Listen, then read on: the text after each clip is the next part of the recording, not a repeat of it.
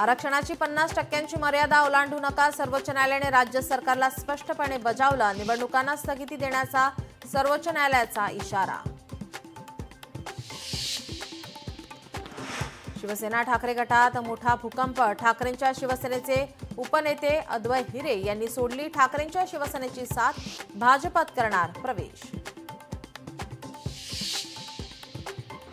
राज ठाकरेंवर द्वेषयुक्त भाषण प्रकरणी एफआयआरची मागणी करणारी याचिका प्रकरणी उच्च न्यायालयाने राज्य सरकारला फटकारले, तर निवडणूक आयोगाला बजावली नोटीस.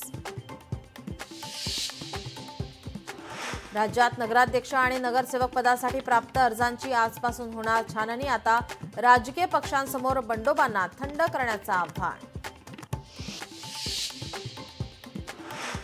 भाजपाच्या निवडणूक संचालन समितीची आज महत्त्वाची बैठक. भाजपा निवडणूक प्रभारी चंद्रशेखर बावनकुळे आणि प्रदेशाध्यक्ष रवींद्र चव्हाण यांच्या उपस्थितीत बैठकीचं आयोजन.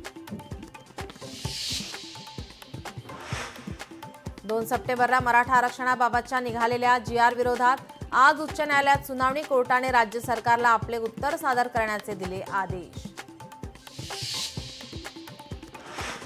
मुंढवा जमीन घोटाळा प्रकरणी अंजली दमानिया आज पुण्यात. जमिनीचे मूळ मालक असलेल्या कुटुंबांची दमानिया भेट घेण्याची शक्यता. लाडक्या बहिणींना 31 डिसेंबरपर्यंत ई-केवायसी करण्याची अंतिम मुदत. अडचणींची नोंद घेत सरकारचा महत्त्वपूर्ण निर्णय.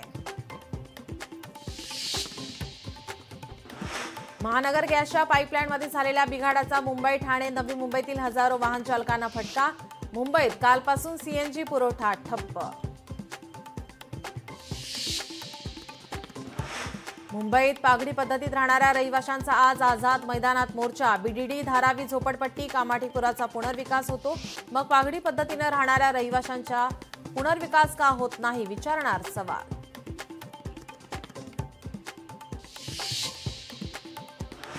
वरळीतील हिट अँड रन प्रकरण. 1.5 वर्षापासून अटकेत असलेला आरोपी मिहिर शहा याच्या जामीन अर्जावरील निर्णय उच्च न्यायालयाने ठेवला राखीव.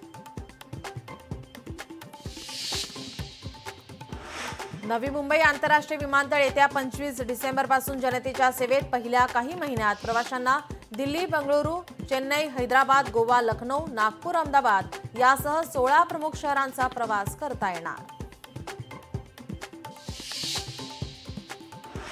मुंबईतील हवेचा स्तर पुन्हा वाईट श्रेणीत. मुंबईचा हवेचा AQI सरासरी 170.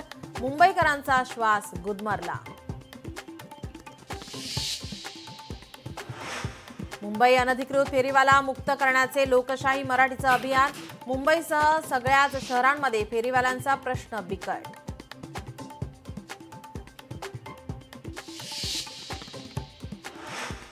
मुंबईत कचरा संकलनात 3000 कोटींचा घोटाळा. कचरा वेचक कर्मचाऱ्यांचा आरोप. धोकादायक गाड्यामधून कर्मचाऱ्यांचा प्रवास.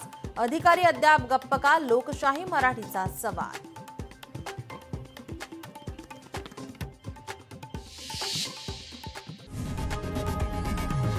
लोकशाही मराठी ऐका, पहा, जागरूक रहा.